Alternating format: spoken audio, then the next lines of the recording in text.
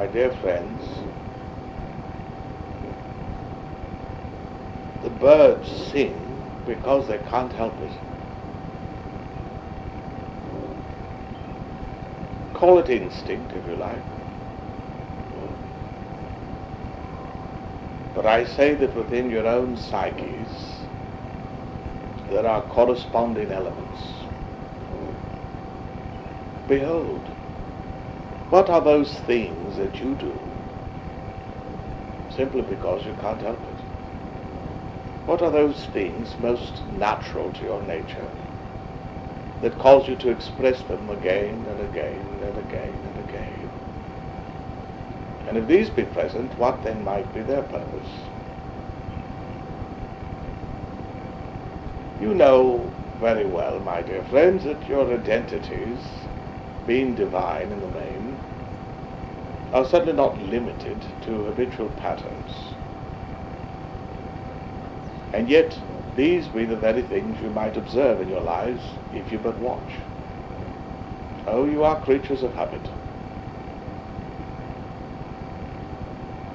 Come to see, my dears, that those things that are habitually expressed, those things you can't seem to help, the way that you are,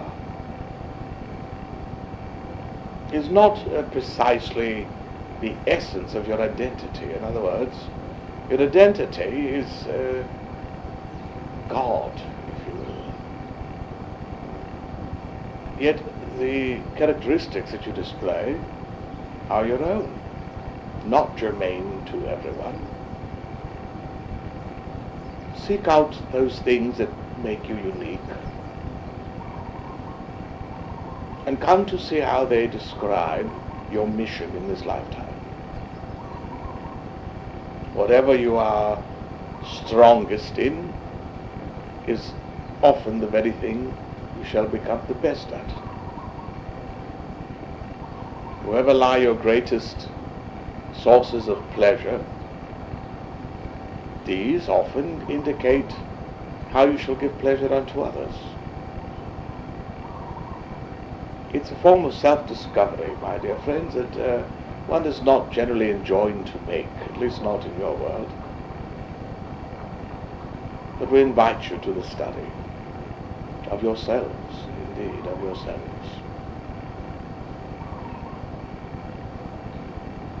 You can't predict yourselves.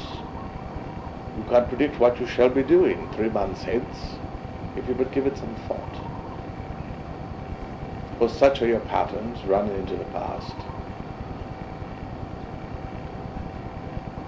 It's quite all right, you see, to have such patterns. Some might become disturbed by this realization. Am I a robot, they'll say, an automaton? No, of course not. Yet I say the patterns that mark you out were prenatally chosen.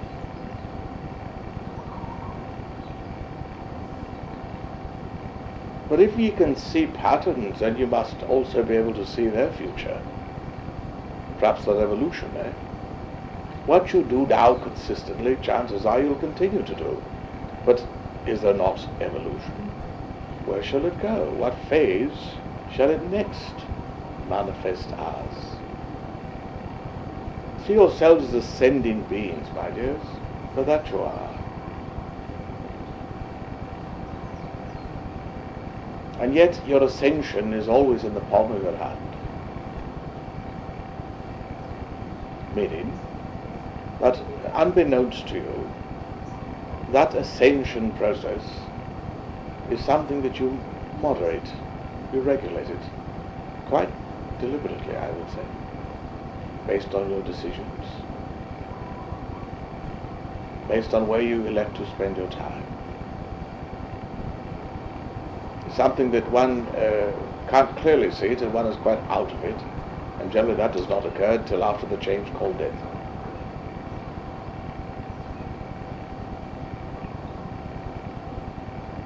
Other cultures have placed a lot of emphasis upon the mood, her monthly courses. We should suggest the same, that you look to that moon, selecting its proper astrological sign, and of course the opposite, which is immediately present, and find what activities you might be able to bring to a high new state of polish for that given monthly cycle.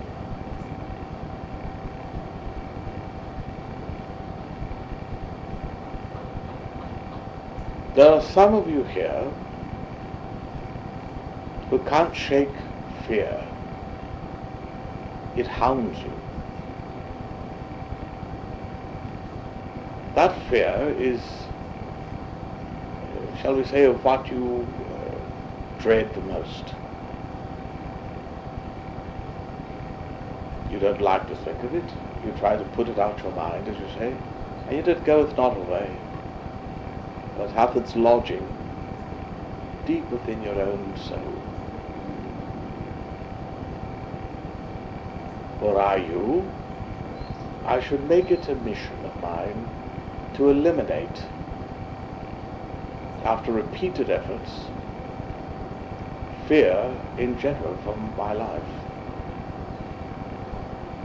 Terrible, terrible housemate. Fear. To live a fearless life, then, is possibly one of the loveliest things you can do. Yet it is so commonly woven into the culture and its fabric that one finds it almost constantly settling on one like a form of soot, coming right through the atmosphere. Thus you must continually clean. But I say that if you can eliminate the cause of fear, which is ignorance, you can be free of it once and for all. It is possible, my dear friends, to live a fearless life.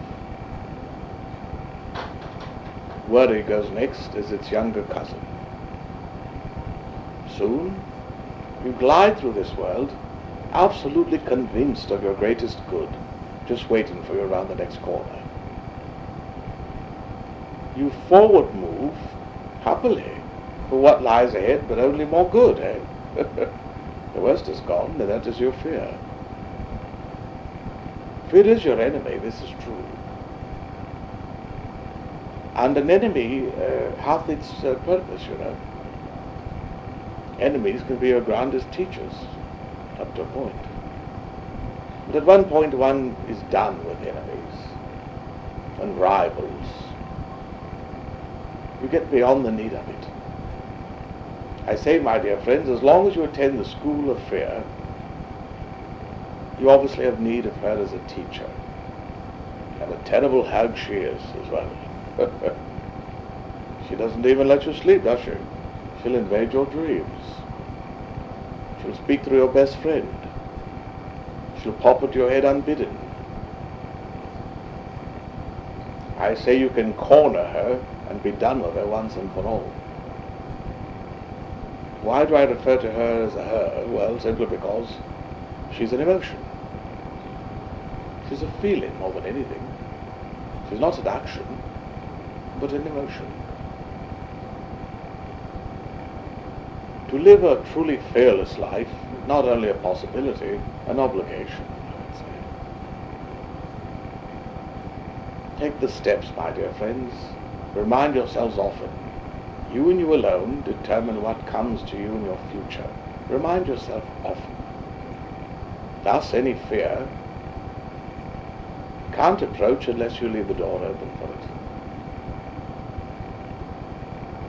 Be fearless, my friends, and perhaps the months and years to come shall find you as a bright light instead of a trembling and quaking being. Soon, the world begins to go topsy-turvy. Institutions begin to weaken, then crumble. Many people elect to leave the physical body. Deaths happening right and left. As it should be. But let fear not embitter your days, for these be grand and glorious days if one can but see them without that fear. Come to know, my dear friends, that the moment you feel fear, any kind of fear at all, stop right in your tracks, turn and look right at it. Look right at it. Don't let it hound you. Don't let it nip at your heels. Look right at it. Ask yourself the question, does this have to happen? The answer would inevitably be no. In that case, it's shut. It can't, it won't, and it's done. Goodbye, good day, forever. Take care of business, as they say. Take the bull by the horns. Pluck your fears, there's so many weeds, and you'll find the gardens of your mind producing that fruit that feedeth others. And then you become as paragons of mercy, lights where darkness seems to be all about. And for those of you who might say, oh, I don't live in fear, I've got no real fear, I should bid you to look again, for I should not mention it if they were not present in each and every aura that I can view in this room. So, my dear friends, not a pretty topic, I'm afraid, but a necessary one to tackle. Consider it a fearless life, absolutely, top to bottom, side to side. Oh, the difference it will make, you'll see. Living under a veil at times is not living at all. In the moment, you have all that you desire. Living in the moment keeps you focused on that vision. Goodbye, fears. Soon my lovely friends here shall have enough of you and send you a packing. But I shall be the gladder for it. God bless you, my friends. Enjoy the times to come, for creating now the tranquility that you do, it creates the heaven wherein you do escape. Amen.